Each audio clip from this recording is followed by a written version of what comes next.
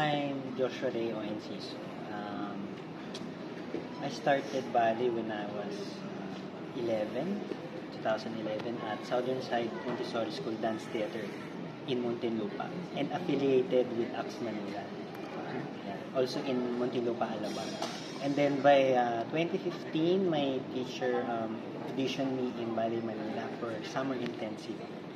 And then eventually, I invited to become a trainee in Ballet Manila.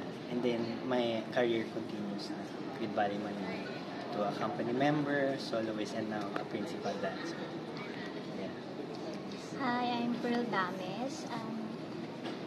I started dancing when I was 8 years old. Then after that, I went to Makiling, Philippine High School for the Arts. And then after Makiling, I went to Steps Dance Studio. Well, I studied in UP, University of the Philippines. While studying, I went to Steps Dance Studio also. And then after that, 2015, Ballet Manila na po ng 2015. And then from there, company member, and then promoted as soloist, and then principal dancer now. Congrats. Yes. Why ballet? Why ballet? Ballet. For I've been doing ballet like it's my whole life na. Like I can't imagine my life without ballet. That's So, why like, ballet. baby ka pa? Ganun. Yung mga baby, parang 8 years old eh. When I was 8 years old, I started dancing ballet. So, And hindi na ako nag-stop talaga. Parang yun na talaga yung passion ko. And when I'm imagining na hindi ko siya ginagawa, parang kulang. Every kid's Yes. dream, ganun. Mm. So me, I didn't expect that I will do ballet. I'm more on hip-hop when I started at 11. I want to do hip-hop. And then, my teacher said, you go sit on the floor and then point your feet, flex, arms up, arms in second. I don't know, it's ballet na pala. And then eventually, I adapted because we do folk dance also, cheer dance, so a lot of kind of dances. Yeah. So, What makes ballet appealing for you? Kasi ang daming dance, di ba? well, Like you, galing ka sa hip-hop. So, bakit it's biglang a different turnover? feeling when you do ballet, especially like Romeo and Juliet. It's a different attack from hip hop and other dances. Actually, different naman. Different yung hip-hop, different content, different ballet. Ballet is different. Parang may feelings lahat. Yeah. Pero pag pinapanood mo yung ballet, kasi parang pag pinapanood mo, ang dali. Pero pag deep inside, sobrang ang mahirap siya. It's hard, but Mahirap siya. once the audience get the feeling, you want to express to Yun them. yung ano tong sabihin ko. Parang pag pinapanood mo siya, parang madali lang siya tignan. Pero mahirap talaga siya gawin. Example ng gaano kahirap mag-ballet.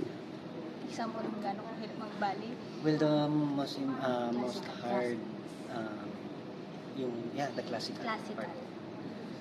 The classical. Training-wise. Yeah, especially the training. Hmm. It's hard. Years ang kailangan para Totoo. maging professional ballet dancer. Unlike sa hip-hop, even like months, you can get it, like, the training. Pero ballet talaga years kasi you have to develop the lines and the structures. Start from basic talaga, Yes. and then It's hard. About Romeo and Juliet, paano kayo napili? And of course, excited kayo to be, is this your first principal dance? Not naman. Because we did this before. February. 2019. No, Ano? 2019. Wala, full length. Yung full Sketches length. only. But the full length this February, we did it first time. Yeah, 29, before pandemic, we did yung sketches only, ng Romeo and Juliet. And then after that, after pandemic, biglang nag-announce na magkakaroon ng The full full length. si Martin. Tapos, ayun. Which is happened last Feb. Happened na. And then the people want to rerun, let's go Rerun rerun na. again. And then Tapos naging happening successful again. po siya. Tapos Yes. yun. But did you audition or handpick kayo? We're chosen talaga. Congrats on that. And paano na-build yung ano nyo, yung chemistry nyo? Kasi seeing you perform kanina sa stage, parang magsotang na yun. I know. Pero hindi So, po kami Pero mag-shot. hindi. So, gaano kahirap or gaano kadali for someone like you na hindi naman, di ba, hindi naman kayo, pero na-capture nyo yung feelings ng audience? Well, it's it's the trust between us on how she handles me as a partner and same as me to her. And then eventually, syempre everyday rehearsal, so you have to give it para ma-perfect siya sa stage. And then the audience will receive the feeling. For me, actually, parang depende din siya sa maturity nung Yes, also. ng dancer. Kasi like, nung 2019, actually, hindi po kami yung, parang cast B lang kami ni Joshua. That time. Tapos, nung first rehearsal, kasi first time ko din siya ma-partner nung time na yun, nung 2019. Yes. First time ko siyang ma-partner. Tapos, okay na yung feeling ko sa kanya, comfortable na ako sa kanya. Walang ilangan, walang parang awkward. Hindi po talaga, wala akong na-feel na ganun sa kanya. So, nag-work. Tapos parang trust ko din siya, tinatrust niya din ako. So, nag-work po siya. Parang, yun, nakakatawa na nag-work siya. Tapos, nung sa full length, kami pa din po yung It's a good partner. thing, Yes. full length. What can you say about the play? Kayo mismo? Your personal Amazing. thoughts or... Kasi binase talaga, ano ba si Martin? Ano siya, di ba si anong lahi niya? British, di ba? That will make a Filipino Version of Romeo and act Juliet. of Romeo and Juliet. So, it's amazing lang kasi kung paano niya gawin, related sa mga Filipino culture.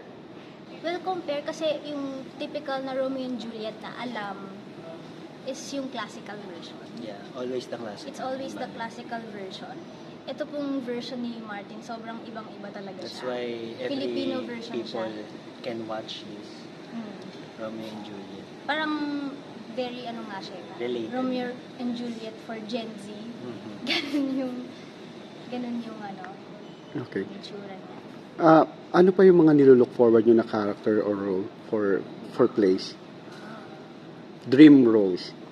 Well, sa ballet, like, madami. Ako din, madami Don din. Quixote, Le Corsair, mga ballet act na. Actually, ako, kahit pag in-interview po ako before, wala po akong dream role na sinasabi. Kasi parang gusto ko din siyang, parang kung ano yung ibigay sa akin, okay ako doon. Parang gano'n. Pero now, parang medyo may gusto kong gawin Giselle. Gusto ko magkapag-full length Giselle. Okay. As a dancer, do you plan to expand more, like joining competition? Or your focus on ballet lang talaga? Before po, nagko-compete kami as a young pa kami. Pero kasi now na naka-base na kami sa company work. So, I think I'm not competing na. Same. Yes. Yung younger, yung mga bata-bata, younger age. Kasi Nagko-compete din po kami. Yun yung training din namin to be professional. Hi, I'm Joshua Enciso, playing the role of Romeo. And Hi, I'm Pearl Dames. I will be playing the role of Juliet. We're inviting you to watch Romeo and Juliet, September 16 and 17 here in Arete Theater. See you!